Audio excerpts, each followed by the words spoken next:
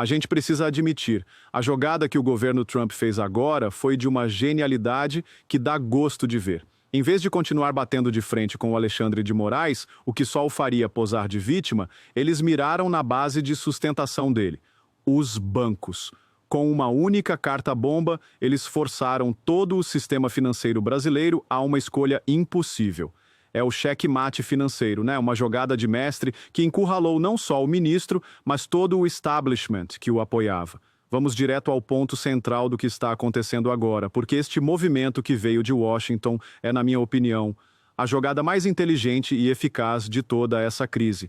É um daqueles momentos que mudam completamente a dinâmica do jogo e que mostram como a arrogância, no fim das contas, sempre acaba sendo derrotada pela inteligência e pela estratégia. A notícia, que veio à tona e que deixou Brasília em estado de alerta máximo, é que o Departamento do Tesouro americano, através de sua agência de controle de ativos, a OFAC, enviou uma carta oficial a todos os grandes bancos que operam no Brasil. E o conteúdo dessa carta é a essência do cheque-mate. Eles não mandaram uma ordem, não mandaram uma proibição. A jogada foi muito mais sutil e, por isso mesmo, muito mais poderosa. A carta, pelo que a gente sabe, faz uma pergunta muito simples, mas ao mesmo tempo muito perigosa para os banqueiros. A pergunta é: senhores, nós sancionamos o ministro Alexandre de Moraes sob a Lei Magnitsky. Gostaríamos de saber, formalmente, quais ações as suas instituições tomaram ou estão tomando para cumprir essa sanção.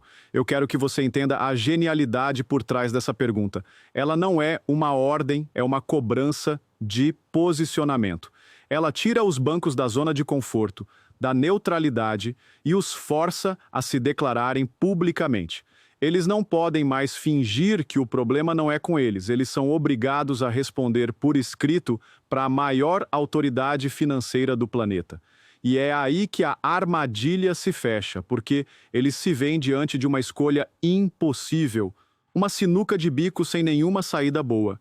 Vamos analisar as duas únicas respostas possíveis que um banco como o Bradesco, o Itaú ou o Banco do Brasil poderia dar. A primeira opção seria a de peitar o governo americano. O presidente do banco poderia escrever uma carta de volta dizendo algo como: nós não tomamos nenhuma atitude, pois seguimos a orientação do governo brasileiro e do Supremo Tribunal Federal de que a lei de vocês não tem validade em nosso território. Para nós, o ministro Moraes continua sendo um cliente como qualquer outro.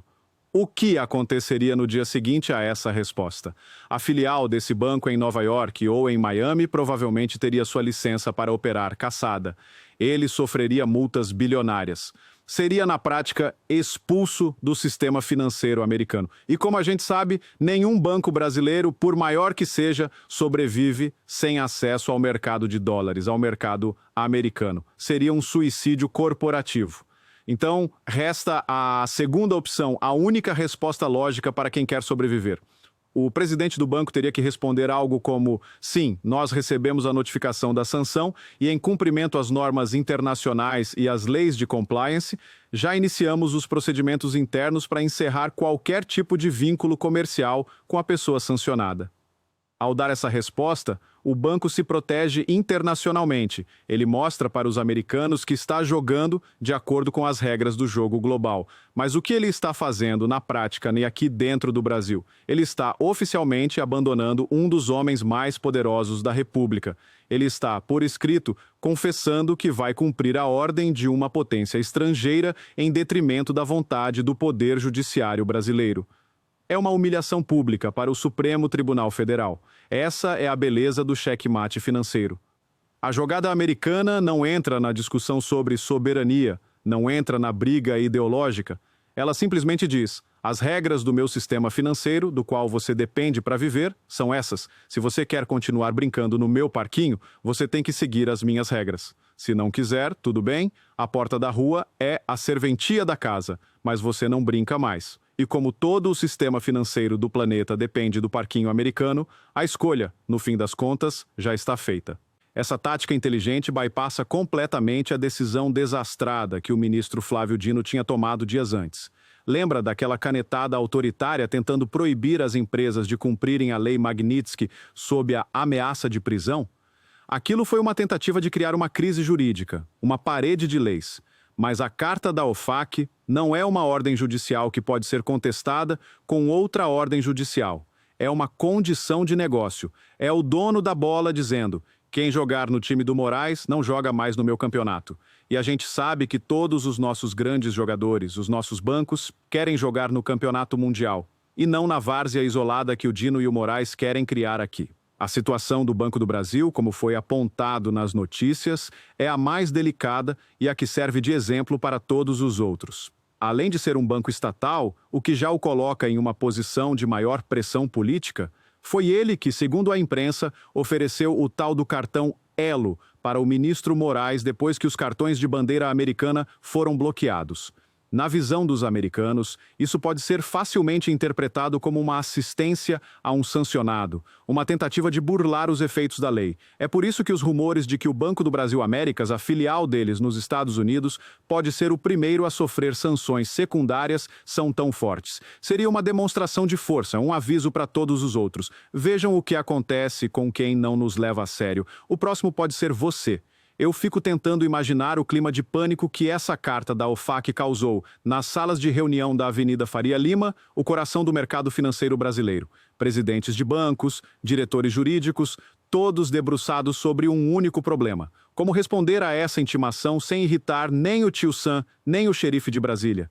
Mas a verdade é que não existe uma resposta que agrade aos dois. A jogada de Trump os forçou, de forma definitiva, a escolher um lado. E no mundo do dinheiro, a escolha é sempre a mais pragmática. Um banco sobrevive sem um correntista, por mais poderoso que ele seja, mas não sobrevive sem acesso ao mercado americano. O que essa estratégia faz, na prática, é terceirizar a punição. Não é mais o governo americano que está diretamente asfixiando o Moraes. São os próprios bancos brasileiros que, para se protegerem, serão obrigados a fazer o serviço sujo. Eles terão que encerrar as contas, cancelar os cartões, cortar as linhas de crédito, e o Moraes, que antes tinha todo o sistema em seus pés, de repente se verá isolado, tratado como um cliente de risco, como alguém que ninguém quer ter por perto. É uma morte por 1000 cortes, uma humilhação lenta e gradual, que o despoja do seu poder não pela força, mas pela lógica implacável do mercado. Para mim, essa é a prova final de que o jogo realmente mudou. A arrogância do STF, que se achava um poder absoluto e inquestionável, bateu de frente com uma força que eles simplesmente não podem controlar. E a reação deles, como a gente viu no caso da recusa em aceitar a sugestão das cooperativas de crédito, é a de uma elite que não sabe lidar com a perda de privilégios. Eles realmente acham um absurdo que um ministro do Supremo não possa ter conta em um banco estatal. Eles não conseguem entender que, no momento em que foram sancionados por violação de direitos humanos, eles deixaram de ser autoridades e passaram a ser, aos olhos do mundo, um problema, um risco. E o mundo dos negócios detesta risco. Essa jogada de mestre do governo Trump, ao focar na base de sustentação do Moraes, encurralou não apenas ele, mas todo o establishment que o apoiava. E agora eles estão perdidos, sem saber o que fazer. Se recuam, admitem a derrota. Se avançam, arrastam o país para uma crise econômica sem precedentes. É o checkmate. E a gente fica aqui assistindo e torcendo para que, no meio dessa confusão, o Brasil consiga encontrar um caminho de volta para a normalidade e para o respeito à nossa Constituição. Essa história toda é um verdadeiro jogo de xadrez, e parece que a estratégia americana foi de uma precisão impressionante. E agora eu quero saber a sua opinião. Você também acha que essa carta-bomba foi o checkmate no poder do Moraes? Você acredita que os bancos brasileiros vão, de fato, cortar as relações com ele, como manda a lógica? Deixe seu comentário aqui embaixo, vamos conversar sobre essa virada de jogo. Se essa análise te ajudou a entender a genialidade por trás da estratégia, deixa o seu like e compartilha este vídeo. O Brasil inteiro precisa saber como a pressão está sendo feita nos bastidores. E se você ainda não faz parte do Orgulho Soberano, agora é a hora. Inscreva-se no canal e ative o sininho, porque a gente não vai parar de acompanhar cada movimento dessa partida. Um grande abraço